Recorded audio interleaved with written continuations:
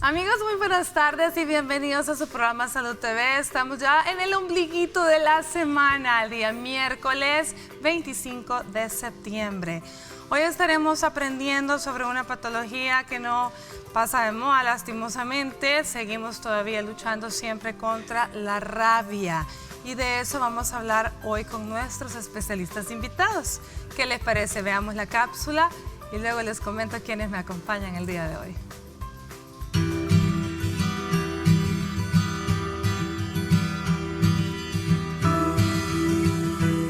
La rabia es una enfermedad vírica aguda y mortal que afecta el sistema nervioso central y que se transmite al hombre normalmente por la saliva a través de mordeduras o arañazos de animales que están infectados. Se estima que hasta un 99% de los casos el virus se transmite por perros domésticos. Las manifestaciones clínicas pueden variar dependiendo de las distintas formas que adopte la enfermedad. Generalmente el periodo de incubación de la rabia suele ser de 1 a 3 meses, aunque cabe la posibilidad que oscile entre menos de una semana y más de un año. Esto dependerá siempre del punto infectado y la carga vírica. Entre los síntomas más comunes se destacan hinchazón o enrojecimiento, dolor de cabeza, fiebre y malestar en general. De entre las diferentes formas que puede tomar la enfermedad, la rabia furiosa puede presentar signos de hiperactividad, excitación e incluso a veces aerofobia, y puede llegar a producir la muerte a los días por paro cardiorrespiratorio. Cada 28 de septiembre se conmemora el Día Mundial de la Rabia, y para que conozcas más sobre el tema te invitamos a que te quedes en sintonía de Salud TV.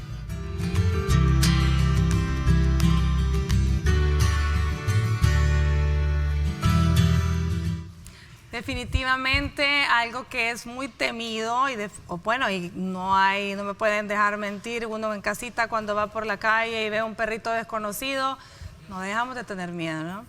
Bueno, ¿quién nos acompaña este día? Experta en pediatría, especialista en pediatría, tenemos con nosotros a la doctora Ángela Escobar, de cariño Angelita. ¿Cómo está, Angelita? Bien, gracias a Dios, gracias por la invitación nuevamente, por el placer de compartir con ustedes un tema tan frecuente, aunque no es muy usual, pero sí los niños son muy expuestos a sufrir de este tipo de lesiones por el tipo de mascotas y actividades que realizan. Definitivamente. Gracias, doctora Escobar, por acompañarnos como siempre. Tenemos, especialista en neurología, nos acompaña este día el doctor Roberto López Aguilar. ¿Cómo está, doctor? Muy bien, doctora. Muchas gracias. Muy contento de estar nuevamente acá en casa. Esperamos poder compartir con toda la teleaudiencia pues un tema altamente interesante y muy, muy peligroso si no lo logramos identificar a tiempo. Muchísimas gracias. Bueno, y como siempre nos encanta contar también con la presencia del maestro de maestros, experto en infectología, el doctor José Ernesto Navarro Marín. ¿Cómo está, doctor? No, qué buena bienvenida. Gracias, le agradezco por lo del maestro. Realmente. Bueno, realmente para nosotros es podemos decir, un privilegio estar con ustedes tratando de dar educación en salud a todo el pueblo salvadoreño. Realmente creo que sirve, porque realmente cuando hacemos las entrevistas con la gente, saben mucho y nosotros les ayudamos a que aprendan más, ¿cierto? Pues definitivamente que eso se les agradece a profesionales como ustedes que nos acompañan, que de verdad que hoy estoy halagada porque estoy ante maestros ambos y por supuesto con la doctora excelente profesional también que es Angelita. Bueno, a ver, doctor Navarro Marín, ¿podemos hablar un poquito del virus de la rabia antes de comenzar para que la gente en casa vaya aprendiendo un poco del virus en sí? Bien, este virus prácticamente se encuentra en todo el mundo. Usualmente los perros silvestres, los animales salvajes son los que el reservorio original, pero cuando los animales han sido domesticados tenemos posibilidades entonces de que estos animales, como los perros y los gatos principalmente, puedan entonces transmitirnos el virus de la rabia. Este es un virus bastante especial en el sentido siguiente, de que tiene una predilección por el sistema nervioso. Y esto es bien importante porque a diferencia de otros virus sabemos que van al hígado, que van al vaso, que van a los músculos, que van a los ganglios linfáticos. Pero en este caso estamos hablando de tejido nervioso, que tenemos un experto, un neurólogo acá que nos acompaña en esta ocasión para hablar un poquito más. El virus, como dije, es de diseminación prácticamente en todo el mundo. ¿Hay casos de rabia en todo el mundo? Sí, menos en países desarrollados. ¿Por qué? Porque usualmente tienen campañas que van orientadas a que los perros o los animales domésticos sean vacunados adecuadamente cada año. En los países en los que no tenemos todas esas posibilidades, a veces las campañas no son sumamente persistentes en el sentido de estar administrando las vacunas a los animales, y de esta manera permite que uno de estos animales en un momento dado pueda desarrollar rabia.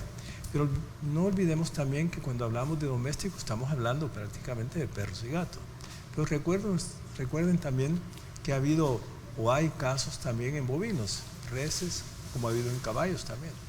Pero si nos vamos a la vida silvestre, a la fauna silvestre, podemos decir que se puede dar en cantidad de animales silvestres, como zorros, que aquí en el país no creo que haya muchos actualmente. ¿Mapaches? Tal vez mapaches, y hay otra serie de animalitos pues que son salvajes, silvestres, y que de alguna manera pues adquieren el virus. El virus, su reservorio son los animales, y nosotros, los humanos y otros animales domésticos, somos huéspedes accidentales, en el sentido que si nosotros nos exponemos a una mordida de un animal que sea portador del virus de la rabia, pues nos puede transmitir. No exceptuando, más bien comprendiendo que hay otros, como son los murciélagos. Pero afortunadamente no todos los murciélagos lo tienen. Y aclarar también que no todos los mapaches, que no todos los zorros, que no todas las reses, que no todos los caballos, ni todos los murciélagos tienen el virus de la rabia. ¿Qué hay de las ratas y los famosos hámsters, doctor? Bueno, podrían albergarlo, pero no son transmisores. Aún se ha dicho los conejos también. Eso ha sido muy discutido, pero se ha dicho que cuando tal vez han tenido comida a partir de alguien que está infectado de otros animales, podrían eventualmente tener, pero no son los que nos van a transmitir la rabia a nosotros. Eso se ha dicho muchas veces que los hámsters y los ratones, las ratas, pero realmente no son realmente la fuente principal, sino que va a ser en nuestro ámbito, en nuestro ambiente normal, podríamos decir que son los perros y los gatos principalmente, y los murciélagos eventualmente. Es un virus, como le digo, que tiene una predilección, tiene una avidez por lo que es tejido nervioso, que es donde nos afecta fácilmente y a largo plazo, no es de un día para otro. Ahora bien, ¿sabemos, doctor, de qué forma adquieren estos animales el virus? Buena pregunta. Ajá. Tiene que haber habido a alguien que le inició. En algún lugar comenzó. En algún lugar tiene que haber empezado. Todas las enfermedades que nosotros las llamamos ahorita como emergentes o reemergentes, es decir, que nunca existieron, otras que se han reactivado, podemos decir que han tenido su origen prácticamente en vidas salvajes, selváticas posiblemente. Pero que yo le pueda responder la pregunta ¿cuál fue el primero? No se lo podría decir. Sé que pues existió tal vez en lobos, en coyotes posiblemente, originalmente o ancestralmente hablando, pues en otros tipos de animales que ya no existen. Pero el tema aquí es que si alguno de estos animales es el huésped, el que nos puede infectar accidentalmente cuando nos exponemos principalmente a mordidas de ellos y contacto de sus secreciones faríngeas, vocales, somos los que nosotros nos exponemos. De lo contrario, pues por el aire, bueno, está descrito, sí, está descrito en no me acuerdo en qué estado de Estados Unidos, que en una ocasión entraron unas personas a unas cavernas enormes, pero lo que observaron es que había una cantidad de murciélagos que salieron volando. Unos días después, semanas después, una de las personas, 2, tenían rabia. Quiere decir que no solo es por mordidas, sino que puede ser por inhalación también. ¿Por qué? La inhalación del guano, que es las heces, ¿no? Sí, no del guano, sino que tal vez posiblemente todo lo que han estado respirando todo el tiempo. No está muy bien descrito esto, pero se dice que sí. Y en estos casos se ve precisamente por los bulbos olfatorios, ¿va? Como el doctor nos va a aclarar, pues puede ser una buena fuente, que es una mucosa, en donde puedes pues prácticamente ser la puerta de entrada y llegar al cerebro. Pero eso fue descrito en una ocasión. Así como que usted me podría decir, bueno, y personas que andan en áreas como la India, África, y la gente tiene la costumbre de un perrito, lo vean qué bonito el perro, lo lamen, y posteriormente cuando llegan a sus países de origen, estas personas pueden tener síntomas de rabia. Quiere decir que de alguna manera se exponen cuando están tocando esos perros, que puede haber secreciones de él, o no necesariamente porque los haya mordido. Pero si tenemos nosotros la evidencia que ha habido contacto con estos animales, pues puede existir la posibilidad que cuando lleguen la puedan adquirir, pueden desarrollar la rabia. ¿Por qué? Porque pueden tener laceraciones en su mano, a través de las cuales esa herida, esa barrera de la piel ha sido rota, y a través de eso pues pueden penetrar a nuestro cuerpo. Muy bien. Bueno, entonces en definitiva, si estamos expuestos los seres humanos a ser víctimas secundarias, es decir, por el virus de la rabia, porque realmente no vamos a ser los huéspedes, pues a los que tenemos que proteger son a nuestros hijos a través de la vacunación de aquellos animalitos que viven con nosotros, ciertamente. Pero no solo de la rabia hay que protegerlos, sino también de todas las lesiones que puede ocasionar una mordedura en los niños, y todo eso lo vamos a hablar al volver. ¿Qué les parece si escuchamos el avance de TN21 con Astrid Ábalos y volvemos?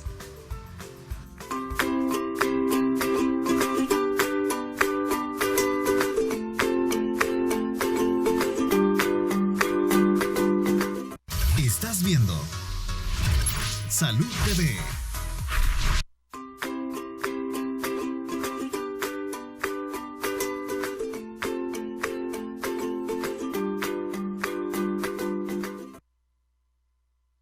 Bueno, y estamos hablando de la rabia y conociendo acerca del virus y el mecanismo mediante el cual se produce esta enfermedad, que dicho sea de paso, el día 28 de septiembre se celebra el Día Mundial contra la Rabia.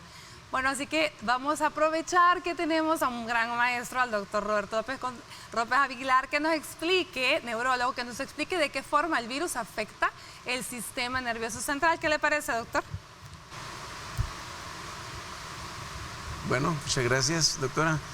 Vamos tal vez a esquematizar algunos datos importantes. No va a ser una conferencia magistral, pero sí considero que es necesario que la población tenga un concepto más claro sobre el virus de la rabia. Ya el profesor Navarro ya lo había mencionado.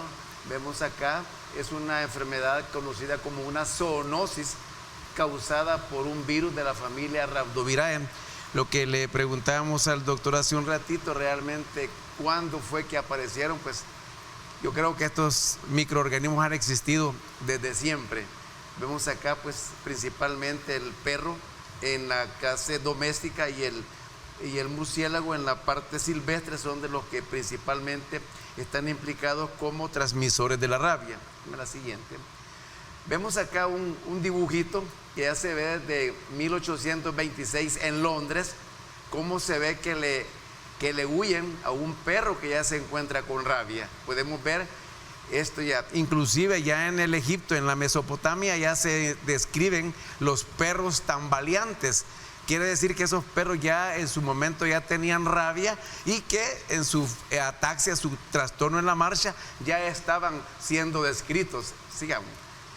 No fue sino en 1885, pues el químico francés Louis Pasteur, el que hace el descubrimiento de la vacuna antirrábica, y fue el primero que logró inocular a un niño para tratar de detenerle la rabia. Vemos pues, aquí es una cosa bien importante, que esto se transmite a través de la piel o una mucosa o una área que esté, digamos, expuesta de la piel, una mucosa, una herida, que tiene que haber una solución de continuidad para que el virus pueda atravesarlo. Por eso es que es bien importante tener ese concepto, porque alguien se preguntará, ¿y si realmente la saliva en un tejido sano puede transmitir la rabia? Pues realmente no está demostrado. Siempre tiene que haber una solución de continuidad, lo que va a hacer que el virus lo invada. La siguiente, por favor. Esto es nada más para que veamos prácticamente las características. En lo urbano, pues ya lo dijimos, ya lo habíamos mencionado, el perro, los gatos y los animales domésticos que no están inmunizados son los principales transmisores de la rabia. En lo selvático ya habíamos mencionado los zorros, los chacales, los murciélagos y cualquier animal de sangre caliente, excepto las aves. Esos sí son los que están responsables de transmitir la rabia. Usualmente lo que comentamos, alguien puede pasar desapercibido en la calle, un perrito, una mascota lo muerde, y ahí es donde tenemos que tomar todas las providencias del caso, sabiendo que esto es una máxima emergencia. Un perro callejero desconocido que nos muerda tiene una de las grandes características, que es bien afín, por eso que se le llama, es un virus neurotropo. ¿Qué quiere decir ello? Que tiene la gran afinidad por el sistema nervioso, atraviesa el sistema nervioso periférico hasta llegar exactamente al cerebro, y esa es la razón de las características clínicas, que porque un paciente con rabia va a tener manifestaciones de un daño a nivel encefálico. Una vez que el paciente ya haya sido mordido por un animal rabioso, hay algunas cosas que tenemos que tener muy en cuenta, que las gravedades se van a dar cuanto más cerca la lesión, la mordedura, el rasguño esté cerca del cerebro. Por ejemplo, en la cara vemos acá, esto es altamente peligroso porque va a invadir más rápidamente el sistema nervioso central. Las mordeduras, las desgarraduras, cualquier tipo de mordedura se considera grave, más si hay ruptura del tejido. Esto nos hace que inmediatamente, ¿qué hacer inmediatamente cuando un paciente o una persona ha sido mordida por un perro? Inmediatamente tenemos que proceder como medida inmediata cualquiera a lavar la herida, el rasguño, con agua y jabón profunda, no menos de 15 minutos como medida inmediata, y luego inmediatamente trasladarse a un centro que esté especializado para el problema, ya sea para vacunación o el manejo adecuado. Vemos acá que quizás este es el cuadro más catastrófico, que es cuando ya el virus ya ha llegado al sistema nervioso central con todas aquellas manifestaciones. Yo creo que hay conceptos muy comunes que la gente dice: el paciente tiene hidrofobia, le teme al agua, le teme al aire. Lo que sucede es de que prácticamente lo que está pasando es que se estimulan los núcleos de la respiración, y el paciente al final lo que lo va a llevar específicamente a que muera es porque tiene un problema, un paro cardiorrespiratorio debido al compromiso. Vemos acá pues prácticamente un cuadro de incubación. Ya después el paciente ya comienza con un cuadro de excitación, que prácticamente es la etapa de paralítico, que es la etapa final. Esto es si el paciente no ha recibido un tratamiento adecuado. Por lo tanto, ustedes deben de saber que si el animal debe tener ciertas características, si el perro babea, se mete debajo de una mesa, si evita comer, gruñe. Todas esas son las características que tenemos que vigilar del perro, ya sea un perro doméstico, casero, si está vacunado o no. Es importante que si el perro después de 10 días no fallece, pues las posibilidades de haber adquirido la rabia son relativamente muy pocas. Ya el tratamiento prácticamente no vamos a entrar en ningún detalle, pero sí sepan que existe un tratamiento, y eso ya lo va a dar el experto, ya sea en una unidad de salud o la persona, ya sea que le ponga suero o vacuna. Eso va a depender de cada caso en especial. Quizás el mensaje es que esta enfermedad es 100% mortal si no se maneja en forma adecuada y de manera temprana. Muchísimas gracias, doctor, por esa explicación. Definitivamente que nos ha quedado muy claro el que tenemos que consultar en forma temprana. Pero yo quisiera que veamos qué me dijo la gente en el sondeo cuando les preguntamos qué animales pueden transmitir la rabia. Veamos.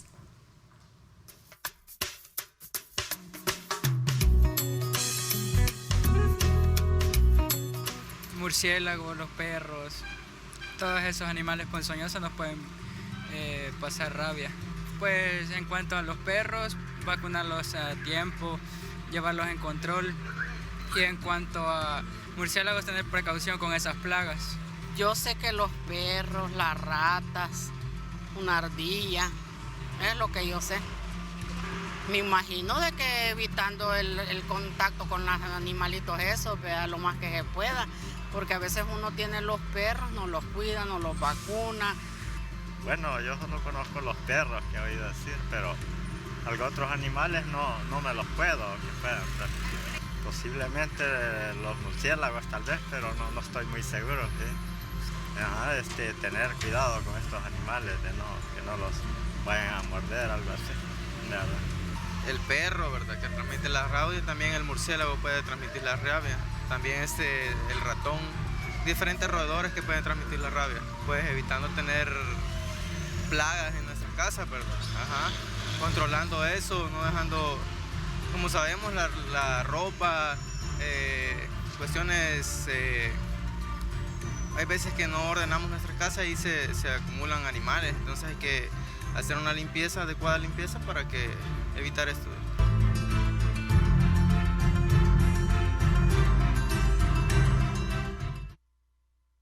Muchísimas gracias por todas las personas que siempre responden a nuestros sondeos. Bueno, si se fijan, el factor común, todo el mundo dijo perros y, bueno, bien dicho, murciélagos, que en realidad pues son los dos tipos de animales que el doctor mencionó que son los más frecuentes. Ahora, de toda esa ponencia pero así tan bonita y tan explícita que nos dio el doctor López Aguilar, realmente me llama la atención que dice, si en 10 días... el perro que lo mordió, en el caso que haya sido un perro, no ha fallecido, la posibilidad de que usted haya contraído la rabia pues es prácticamente nula. Pero no me voy a esperar 10 días a ver si se muere el animalito, ¿cierto?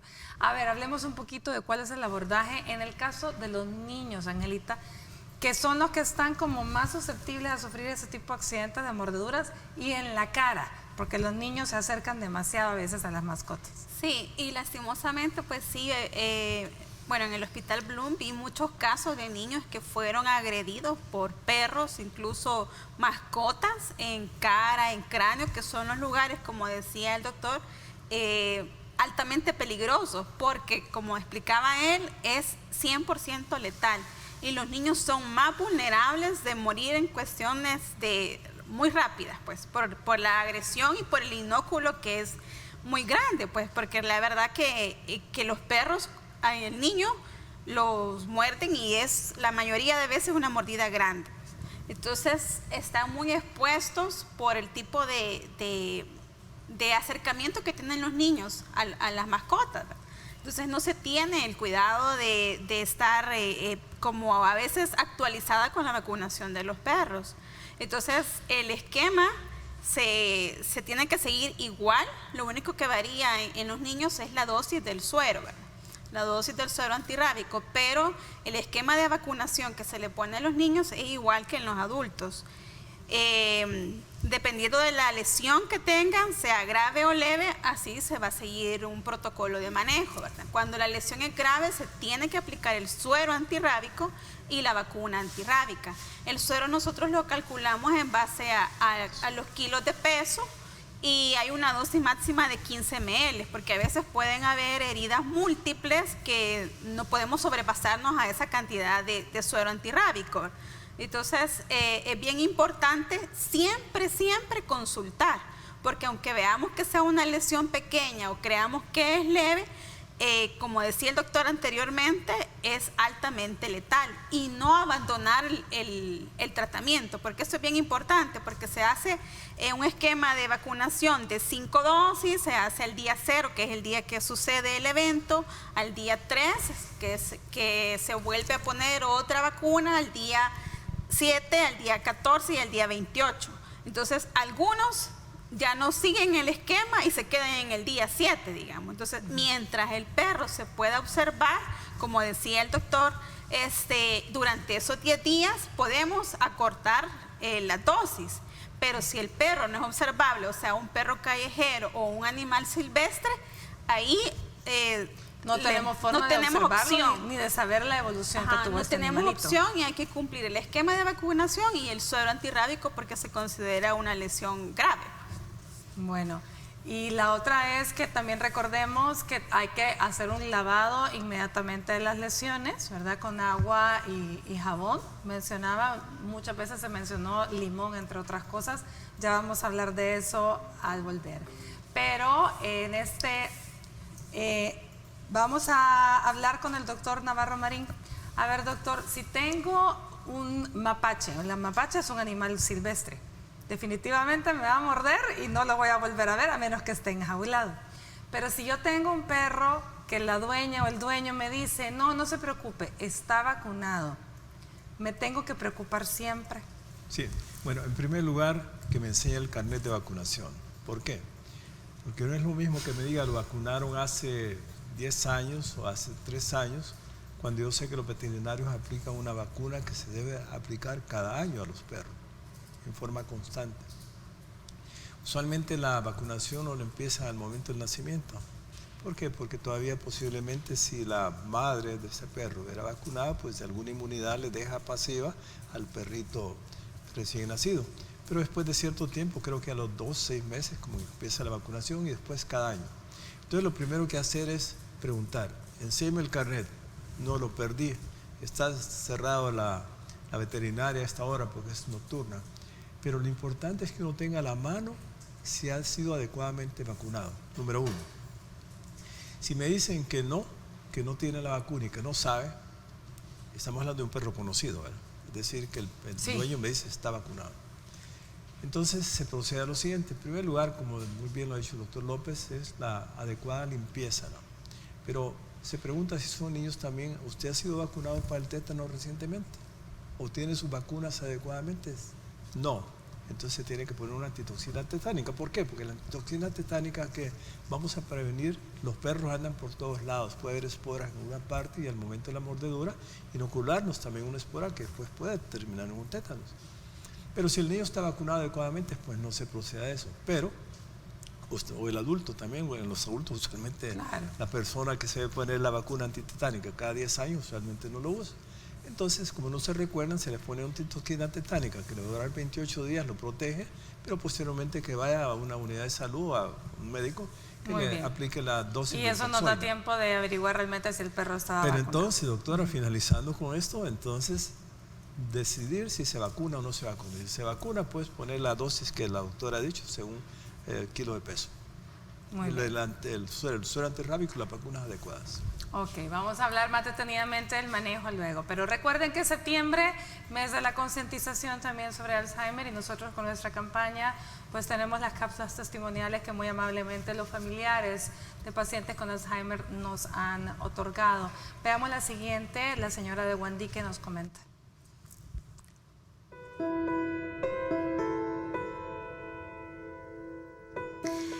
El diagnóstico, tal como diagnóstico, cuando lo llevé a pasar consulta, no. Se hicieron una serie de exámenes y el diagnóstico en sí fue deterioro cognitivo. De ahí lo empezaron a tratar, eso hace 10 años. No me repetía, sino como ahora, ¿verdad? Que me repite 3, 4 veces lo mismo. No, se le iban olvidando las cosas. Vaya, por ejemplo, se llevaba la toalla en el brazo para irse a trabajar. Apagaba las luces y decía que se habían ido las luces. El control del televisor una vez lo encontré en la refrigeradora, otra vez en la bolsa del pantalón. Y así fueron dando tips. Y yo comentaba con mi hija y mi hija me decía, mami, es Alzheimer. No, mi amor, le digo, no puede ser, tu papi tan preparado. Con 4 títulos universitarios, 4 maestrías, muchos diplomados. Tan inteligente, cómo ha viajado, le digo yo. Y ha sido por mérito que él ha estudiado, nunca ha pagado un 5, toda la vida él fue becado. Fue a Brasil a hacer una maestría por 3 años, fue a España, fue a Venezuela, Estados Unidos, Costa Rica. Él ha viajado mucho, mucho, mucho, pero él se lo ganó con su inteligencia. Entonces a mí me parecía raro que a él le fuera a dar esa enfermedad. Lo llevé a la consulta, gracias a Dios caí en buenas manos. Y la doctora empezó a conocer quién era Guillermo, su currícula. Entonces el Seguro Social, gracias a Dios, empezaba a dar unos cursos para los pacientes con olvidos. El diagnóstico Alzheimer como en sí, en el Seguro Social no se manejaba mucho, sino que como demencias seniles o deterioro cognitivo, y iba por grados. Entonces a él, desde hace 9, 10 años, el deterioro era cognitivo, pero yo he sentido que hace un año para acá, él me ha ido desmejorando, ¿verdad? Hay mucha ansiedad, tanto en el apetito como en el no estar quieto. Le cuesta reconciliar el sueño, pero duerme. Es muy madrugador, le ha cambiado su carácter. Él era una persona seria, muy correcta, una persona que no bromeaba con nadie. Yo no lo catalogaba como orgulloso, sino como una persona humilde, pero de muy pocas palabras. Y ahora ha dado vuelta. Oye, bien chachalaco, bien bromista, platica con todo el mundo. O sea, la conducta es lo contrario de lo que fueron ellos en sí.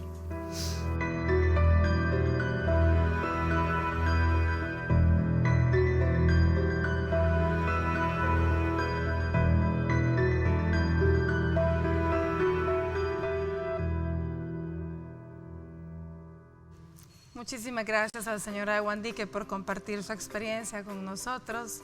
Recuérdate de ellos antes de que te olviden, ese es el nombre de la campaña. Y bueno, hablemos de demencia, el lema de este año. Vámonos a una pausa y volvemos con más de Salud TV.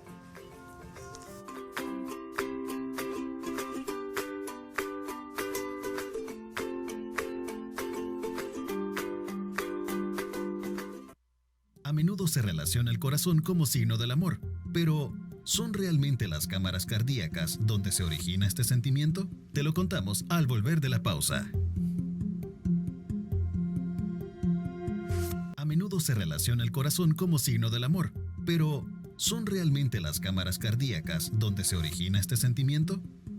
A pesar de ser bombardeados con figuras de corazones de distintos tamaños y representaciones, todo este proceso se origina desde el cerebro.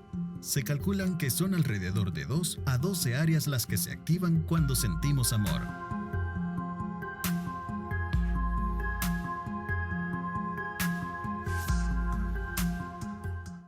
Estás viendo Salud TV.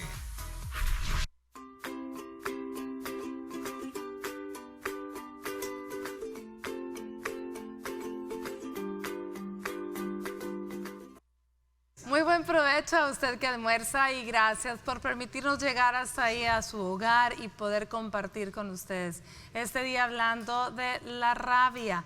Así que esta enfermedad tan temible, y hablábamos pues de las precauciones que debemos de tener, el estar seguros que nuestras mascotas están con el esquema de vacunación correcto y qué hacer en el momento pues de una mordedura por uno de estos animalitos, ya sea nuestro o ser un animal silvestre o un animal desconocido. Ahora bien, hablemos un poquito de estos mitos y estas cosas que se decía antes, lavar la herida con limón, doctor. Pues la verdad de que hay conceptos que se hacen, digamos, la costumbre se hace ley, pero hasta donde la literatura manda es con agua y jabón. Y con ganas, dicen, una buena estregada, y si, como dicen, una buena curación es la que duele, no aquella que es solo por encimita. Sí. Y unos dicen 10 hasta 15 minutos, agua y jabón abundante. Para luego después ya vendrá, si se la coloca, digamos, la vacuna, todo el tratamiento ya por una especie. Lo inmediato, como usualmente se dan en la casa. Exacto, deben eso de es acudir, lo que se debe hacer deben de acudir casa. al especialista, pero lo primero, como dicen, primeros auxilios, lavar con agua y jabón. Con agua y jabón. Otra de las situaciones... No sé si tiene algún concepto, doctor, sobre lo que pregunta. Lavado. Lavado con agua y jabón. ¿Qué alcohol? Ni no ácidos, ni mertiolate, ni agua oxigenada, agua y jabón. Y eso también es bien importante porque la gente dice el limón corta el veneno. Ajá. Y como hablábamos anteriormente, no es un veneno. Esto es un virus que va a ascender por al sistema nervioso central. Entonces, lo más importante es un lavado vigoroso, como decía el doctor. Duele al principio, incluso aunque sea una lesión chiquitita, tiene que ser de esa cantidad de tiempo y con mucha agua y jabón.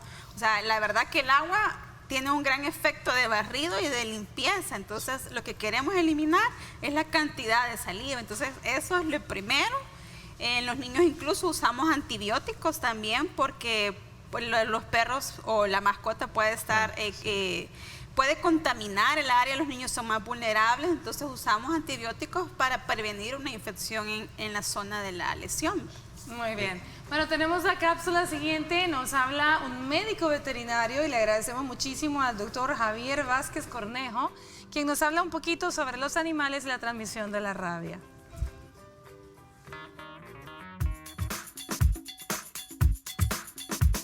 Buenas amigos de Salud TV, mi nombre es Javier Vázquez, soy médico veterinario y vamos a hablar sobre animales que transmiten la rabia en este día. Bueno, esta enfermedad realmente está diseminada en todo el país, se trata de evitar, ya que esta enfermedad, como bien lo digo, es una zoonosis. Esta es una enfermedad que se puede transmitir al humano y lastimosamente no tiene cura. Hay que tener en cuenta que dicha enfermedad la va a transmitir todo animal de sangre caliente. En eso estamos hablando del perro, el gato, la ardilla, ¿qué les puedo decir? El mapache, zorros, cualquier tipo de animal realmente el cual nos pueda llegar a agredir. Hay que tener en cuenta en muchos de los casos que como esta enfermedad no tiene cura, si somos mordidos, ya sea por cualquiera de estos animales que hemos hablado, debemos de ir a la unidad de salud o a cualquier instituto de salud, llamémoslo hospital o cosa por el estilo, y explicar el caso.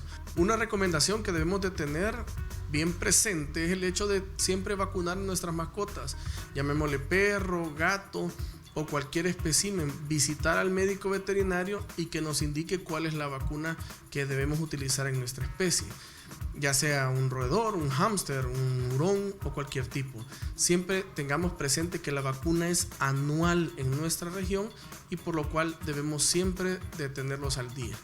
Fue un gusto haber platicado con ustedes. Mi nombre es Javier Vázquez, soy médico veterinario y nos vemos en otra ocasión en Salud TV.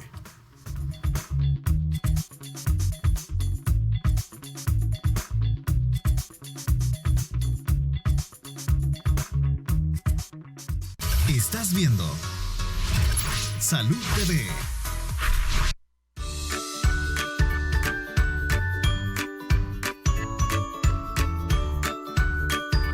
Bienvenidos a una nueva edición de su sección Mi Pediatra en Casa. Soy la doctora Vanessa Artiga y este día estaremos hablando acerca del calzado para niñas.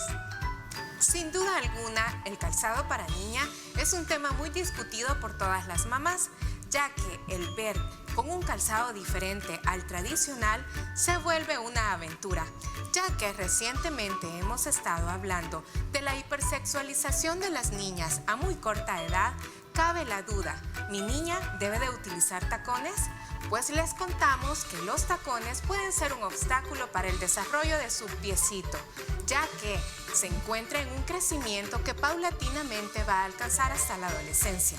El utilizar un calzado inapropiado para ella le puede provocar no solamente una desestabilidad en la marcha, sino que también problemas en el calcáneo u otros huesos del pie. Además de esto, déjenme contarles que puede también tener un síndrome de un tendón de Aquiles corto y provocarle mucho dolor, aunado a esto a los procesos del crecimiento.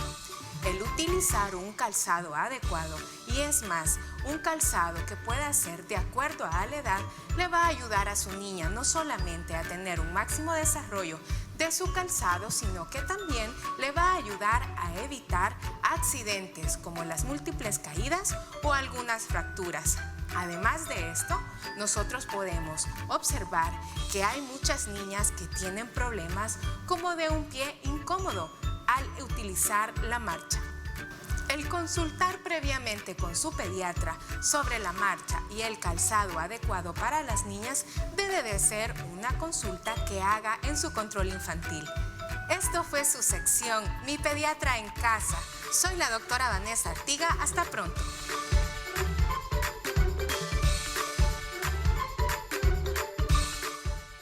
Gracias, doctor Artiga, por esos excelentes consejos. Definitivamente la marcha y el tipo de calzado adecuado para nuestros hijos, sean niñas o niños, pues debe ser consultado también con su pediatra y si es necesario, como bien dijo la doctora, pues con un ortopeda. Todo a su tiempo. Bueno, vamos a ver, hablando de rabia, estábamos mencionando que la idea es lavar por 15 minutos con agua y jabón, independientemente del tamaño que tenga esta herida. Y como dijo el doctor, es con agua, con jabón y con ganas. Es decir, con ganas de sacar todo ese tejido. Ciertamente, doctor Navarro, usted quería agregar algo.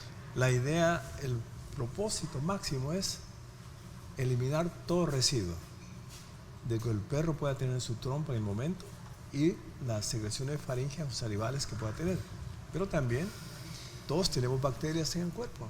Supóngase que la mordida se da en un sitio que ya está infectado, pues con mucha más razón que haber una infección más temprana por bacterias que un perro, que una persona que tenga su piel sana. Pero todos tenemos bacterias en la piel, por lo tanto, la lavada persigue varios propósitos. Primero, que al momento que nos muerde, que las bacterias que podemos tener aquí, que no sean fuente de infección. Dos, lo que el perro puede llevar del suelo o en su hocico o en su faringe. Y de esta manera nosotros evitamos todo eso.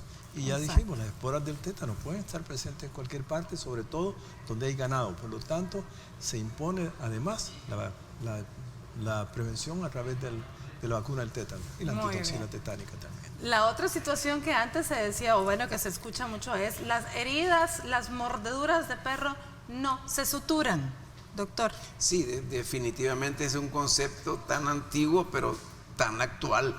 Lo más que es un error, tal vez hay algunos casos en que sí se puede hacer si hay mucho desgarro, algún afrontamiento entre los bordes, pero jamás suturar y cerrar, precisamente para permitir que por la naturaleza pues tienda a salir la saliva del animal, pero nunca suturar en forma definitiva. Si es mucho desgarro, pues con unos sedas los bordes para mientras se hace un procedimiento. Y se debrida, y en todo caso debridar, es decir, limpiarlo, el tejido.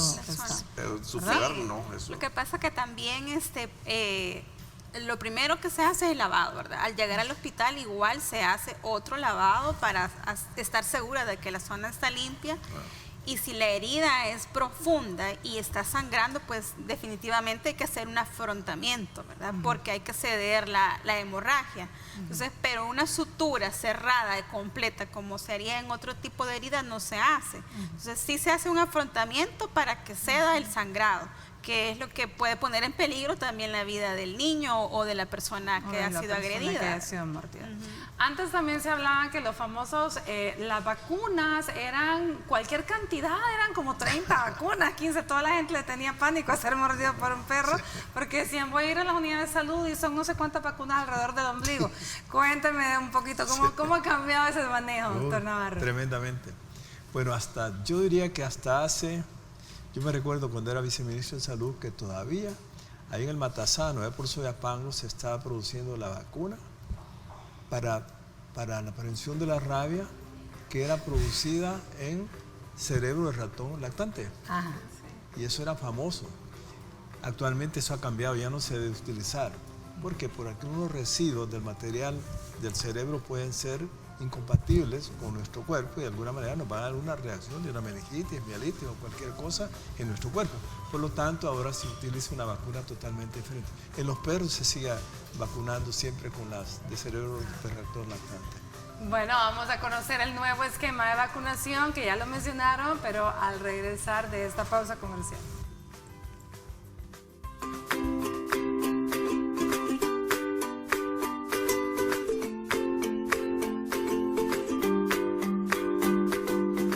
Estás viendo Salud TV.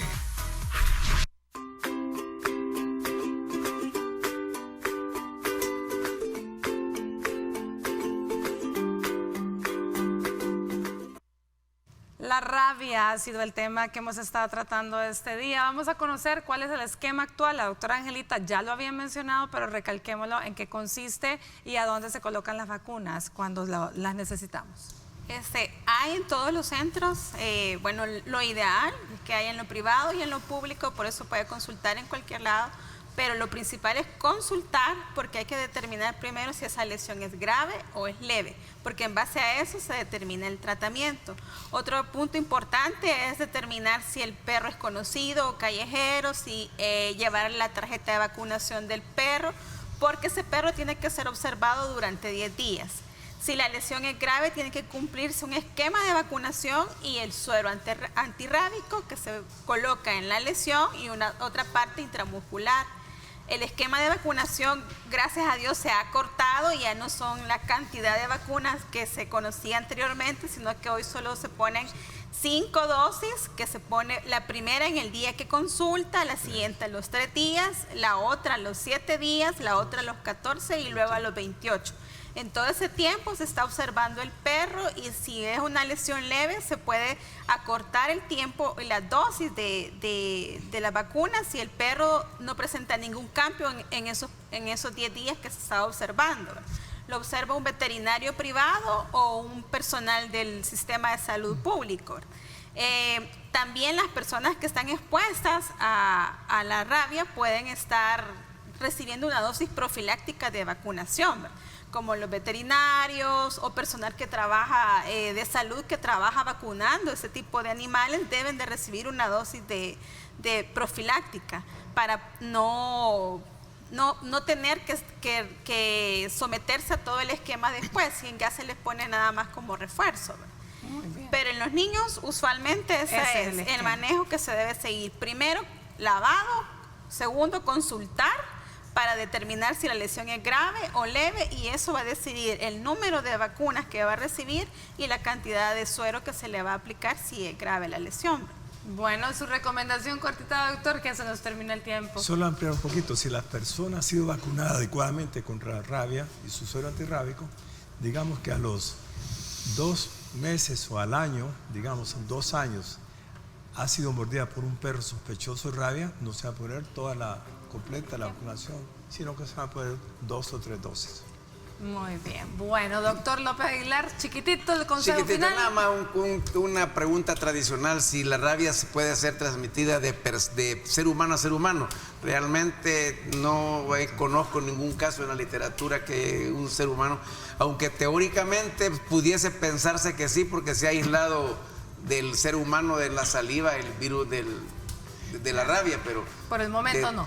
¿Más? Por el momento no hay. Por el momento no. Y usualmente se da el pánico en todo el personal que está tratando al paciente porque es peligroso. Muchísimas gracias, se nos terminó el tiempo. Definitivamente ha sido un placer contar con la presencia de ambos maestros y por supuesto la doctora Angelita. Gracias a ustedes que nos acompañaron. El día de mañana hablaremos de enfermedades del corazón. Así que por hoy disfrute su miércoles y que Dios los bendiga.